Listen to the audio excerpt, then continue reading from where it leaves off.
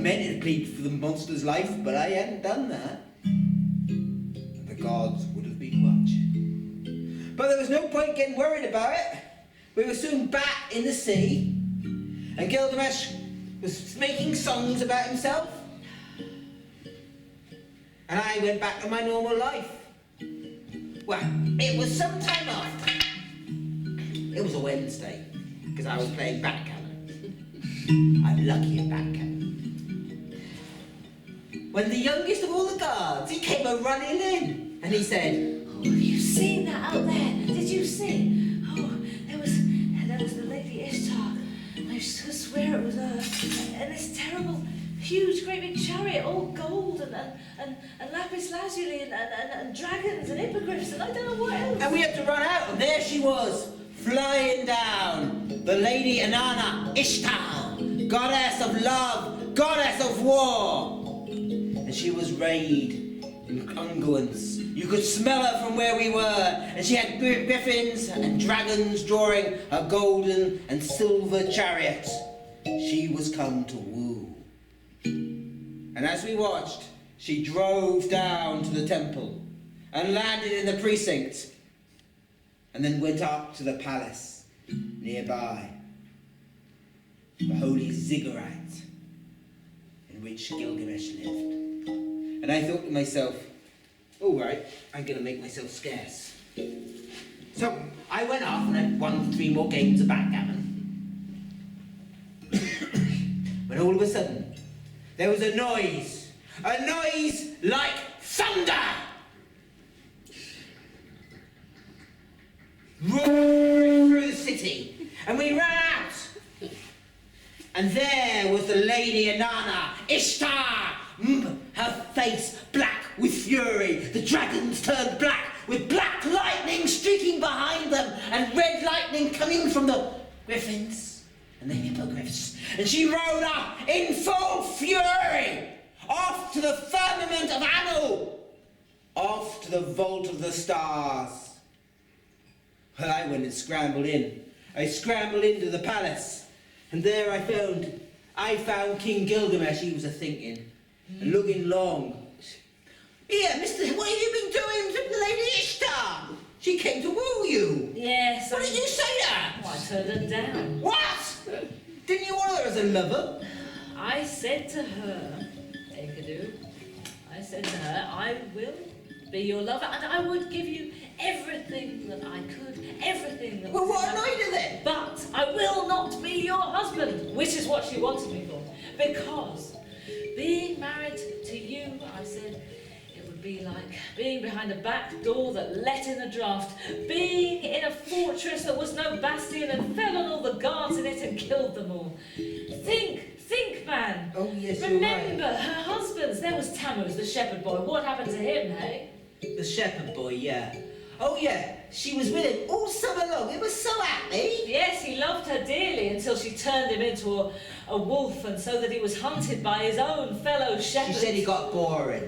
Yeah. Exactly. Oh, and then there was that merchant. He was as rich as Croesus. Yes, he gave her everything. Yeah, he had all the gems of the world at his disposal. Exactly. He smothered her in jewels. Yes, she and still wears them. Was she grateful? She turned him into a mole, calling him boring, and made him ever blind and always seeking. Oh, yeah, and then she killed him and had him on her back. As a coat, yes. Charming, yes.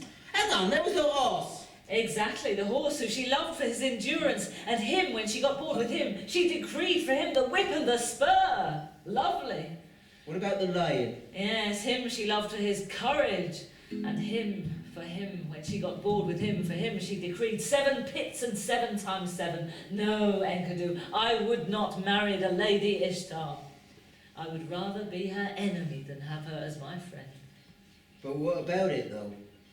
What do you think she's doing now? I know not. And now we've annoyed 2 gods. Yes, And that's the charm. I know. How could we really know, though? Even at that moment, Inanna Ishtar was standing before her father, the god Anu, lord of the firmament, and saying, "Father, I went down to see King Gilgamesh, and he insulted me so badly am so angry. You will give me the bull of heaven in order to enact my revenge. And if you do not, I will cause a drought, and all your people will die, for it will last for 7 years, unless you give me the bull of heaven. But the Lady Inanna was cunning. She laid a black curse on that bull. For the first that struck it and drew blood should die of the black plague in agony. But we knew nothing of it. The first we actually knew was a sound like a bellow, a mighty bellowing bull, sounding through the city, and all the people were running and running and running. And Gilgamesh, he strapped on his armour, and I put on my helmet, and down we went through the city's ways. And there was the great bull, and it had just battered down the walls of Uruk. And then it turned on us with its lapis lazuli eyes, and spitting fire, it charged Gilgamesh! But Gilgamesh, he's nimble of foot, so he jumped on its back, bounced 3 times, and pulled its tail. But you'll have noticed before, I'm cunning before. So I had taken my space by the great bastion of Unuruk. Now that wall, I remember Gilgamesh himself had told me, was the first stone that came after the flood. That wall had a charm on it. It would last aeons. It would last whatever demons threw at it. It was the founding stone of Unuruk. So I stood with it at my back, and I shouted, "Mr. Bull!" And the bull turned, and he charged me. So I jumped to the left, nimble of foot, and the bull crashed into the wall and fell stunned. And before it could get up, I whipped out a dagger, and I cut off its hind legs. And as it was floundering in fire and poison, Gilgamesh went on its back and struck it, cutting off its head. And he declared his triumph. Victory is mine! Enkidu! Enkidu! What is this? Black! No, no, do not leave me. You are my only equal, my only true companion. No. I curse the seductress who brought me here! That I should die this way! Do not curse her. She was that showed you beer, and the ways of the city, and whole new things, and we met. I curse then! I curse the messenger, the huntsman, the curse of death! For I could have been happy in the forest. For 7 long days and 7 long nights, he was so sick, so sick, so sick.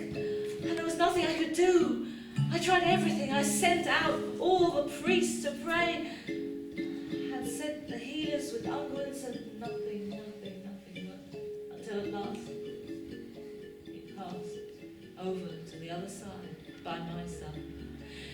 And 7 long days and 7 long nights, I lay asleep by his body, willing him to come back, hoping to warm him with the warmth of my body, but he was gone. And at the end of the 7th day, the worms had taken his body, and I knew then that he would not come back, that he was gone from me, that he was lost to me. My brother, my younger brother, was gone. And then I called upon the lamentation priests to pour out libations to the gods, and to lament, and to give praise songs in his memory.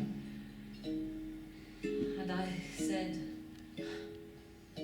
let the wolves lament in the forest, let the lions lament on the plain, let all the creatures of the forest lament, let the creatures of the air lament, let the river lament, let all my people lament for Enkidu. And then I called to me the goldsmiths and the silversmiths and the coppersmiths and the stonemasons, and I caused them to build a great statue of Enkidu, 3 times his own size, and gold it was, with accoutrements of lapis lazuli, and I had a great cedar bowl carved, and in it poured the finest honey, and we gave libations to the gods in his memory. But I could not get over my grief. I could not stop grieving him. And even worse, it seemed to me, I could not bear to share his fate. That I, 2/3 God, could ever share his fate. I thought we would last forever. For he also, I thought, was divine. And so I went to my mother, Linson, the high priestess, and I said, Mother, I cannot get over his death. Is there no way I can bring him back? No, no. And if there is no way I can bring him back, is there any way I can achieve immortality? No. That is not destiny. But I am 2/3 And 1/3 God. man. I cannot bear to die. No, only one man is granted immortality. Who was that? Who was that? Utnapishtim. He who we call the Faraway. Yes. He lives in the Garden of the Gods. Well then, At the other side of the 12 leagues of darkness. Beyond the Scorpion Gate. beside the waters between the worlds. Well, in that case, I must visit him. I must go. I must go on quest and ask If him. that is your destiny, I must. I will not say no. Thank you, Mother. You may go with my blessing, my son. I must go. And I cut my long hair in lament, and I went out. And I travelled and I journeyed, oh so long, it seemed a year and a day. So long, and my clothes fell to pieces on the way, and my skin grew caked with filth, and my hair began to grow again, but it matted. And I was so dirty and so ragged and haggard. I had to catch and kill wild beasts for my nourishments, and so, when my clothes fell to pieces, when I was cornered by some lions and managed to kill them, I skinned them, and I wore their skins. Oh, I journeyed so long, but at long last, I saw ahead of me a great gate, the great Scorpion Gate. Huge they were, half man, half dragon, and their tails met at the top. And I approached them, almost too weary to be... Husband! Yes. Husband! Yes, wife? Who is that little man who comes? It is Gilgamesh, king of Uruk. Where does he go? He comes seeking immortality. Where does he go? He wishes to meet with Utnapishtim, the Faraway. In the Garden of the Gods. Yes, in the Garden of the Gods. He will have to cross the leagues of darkness. He will. It is kinder to kill him. Perhaps it is, but that is not his fate. Do we let him pass? He shall pass. And so, I went under the great gate and came to the 12 leagues of darkness. And the first league, it was in this plain that stretched for miles, leagues in every direction, uncountable, illimitable, and yet very, very far in the distance, I saw on the horizon what was maybe the hint of a mountain. But that first league, it was so dark, and at the end of the first league, it was like the blackest night ever. Starless, moonless, with no candles, no lamps, nothing to tell you where you were. And it was so dark. I'd never seen anything like it. And then during the second league of darkness, the darkness itself seemed to press upon my eyelids, my eyeballs. And then I entered the third league of darkness. And the silence was profound. Before I thought I could at least hear some breath of wind, but now all I could hear was my own breathing. And so I entered the fourth league of darkness, and the silence was so profound, and the air seemed so still, it seemed to start pressing upon my ears, upon my eardrums. And then I entered the fifth league of darkness, and you know how it is, you can always taste the air, and usually you're not aware of it because you can see and hear, but I was aware now that I had been dependent on the sense of taste, and I could only taste the salt of my own sweat. There was nothing in the air. And so I entered the sixth league of darkness, and the darkness itself seemed to press down upon my tongue, stopping my mouth. And so I entered the seventh league of darkness, and there there, I could smell nothing at all. There was no scent, not the merest hint. Even in the desert, you could smell the sand, you could smell something of a distant air. There was nothing. And then it was in the 8th league of darkness that the darkness itself seemed to stop up my nostrils as it pressed down upon my ears and my eyes and on my tongue and down my throat. And then in the 9th league of darkness, I needed to persuade myself that this was still real, and I touched the ground, thinking to feel the sand of the desert plain, but it ran away from my fingers, as if it were nothing, and I could feel nothing. And then in the 10th league of darkness, the darkness itself seemed to push down upon my hands and upon all of me, as well as into my eyes and into my ears and into my throat. And I began to lose the sense that I was even going in the right direction, though I kept on going, never deviating. And it was in the 11th league of darkness that I began to forget who I was, what I was doing, why I was here. And only my will carried me on through exhaustion. And finally in the 12th league of darkness, I saw at last a light at the edge. And then I saw the sun break through over the mountain, and I found myself out of the darkness and in the most beautiful garden I had ever seen. Well, there were the lapis lazuli leaves, and the fruits were of carnelian and rare agate and pearls of the sea, and it was dazzling after the darkness. And I saw a woman sitting there by a vine, and I said, Who are you? She asked me, and I said, I am Gilgamesh, king of... No. I have heard that Gilgamesh is a young man, beautiful, kingly, and you are an old man, and your skin is grey and sags. Oh, wherefore should I not be starved and my cheeks be gaunt and worn? I have travelled long to be here, 7 long days and 7 long nights. I mourned by my brother's body, by Enkidu's body, till he turned to the worm. And then I came on a long, long journey here, and my clothes have fallen to pieces on the way. Wherefore should I not look older than I am? And why are you here? Who are you? I am Saduri of the Vine. Why are you here? I am here seeking Utnapishtim, he who we call the Faraway. Why? Because I must ask him how he alone of mankind achieved immortality. Why? Because I do not want to die. I am 2/3 God. Why? Why? Why? Why will you not sit here and drink with me? Why will you not enjoy the taste of wine, the flavour of bread, the joy of life, of the wind in your hair? Because I want them always, and I want my fame to last throughout. Those are feelings the gods themselves envy. Oh, Gilgamesh, don't seek immortality. Stay with me. Revel in your mortality. For it is the joy and the envy of the gods.